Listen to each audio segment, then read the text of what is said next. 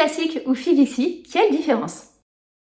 Bonjour, je suis Virginie Terrier et je suis cofondatrice de Fertiline. Bonjour, je suis Adva Grundmann et je suis cofondatrice de Fertiline. Dans cette vidéo, nous allons vous expliquer la différence entre une fécondation in vitro classique et une fécondation in vitro de type ICSI. Pour cela, nous allons redéfinir ce qu'est le processus de fécondation lors d'une FIV et vous expliquer quelle est la particularité des deux méthodes. Pour vous expliquer la différence entre la FIV classique et la FIV ICSI, démarrons par les aspects communs des deux méthodes. Pour commencer, il y a évidemment la stimulation qui va permettre d'avoir plusieurs ovocytes chez madame. Ensuite, il y a le jour de la ponction des ovocytes où on va récolter, on l'espère, plusieurs ovocytes. Ce jour-là, il y aura récolte du sperme de monsieur ou alors ce sperme pourra également être congelé antérieurement.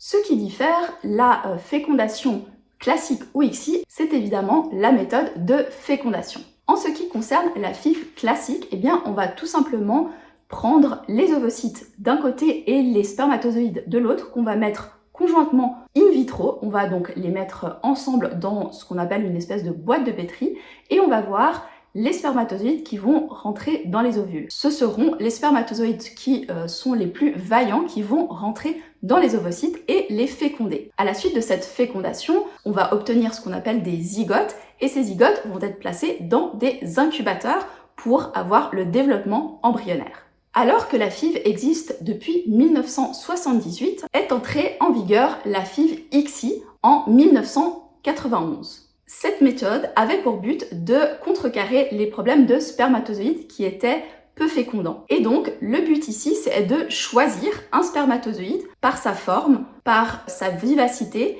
et de le mettre à l'intérieur de l'ovocyte. On va donc prendre d'un côté un ovocyte et un spermatozoïde. Le biologiste va faire vraiment une sélection de manière visuelle pour prendre le meilleur spermatozoïde et l'injecter dans l'ovocyte. Et du coup, Alva, comment savoir quelle technique de FIV choisir? Alors, en l'absence d'un facteur masculin, il a été démontré que les deux techniques donnent un taux de naissance similaire. Maintenant, évidemment, il faut écouter les conseils de votre médecin et du biologiste. À savoir également qu'il y a des avantages et des inconvénients dans les deux techniques et nous vous parlerons de ceci dans une prochaine capsule.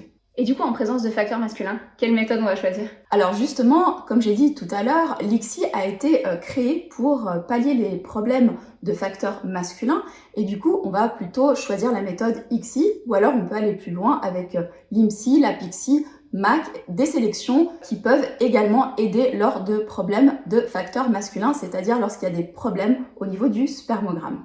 Si vous aimez nos contenus, n'hésitez pas à liker, partager, commenter cette vidéo et vous abonner à notre chaîne. Si vous avez des questions sur nos solutions, n'hésitez pas à réserver un bilan de situation avec l'une de nos ambassadrices.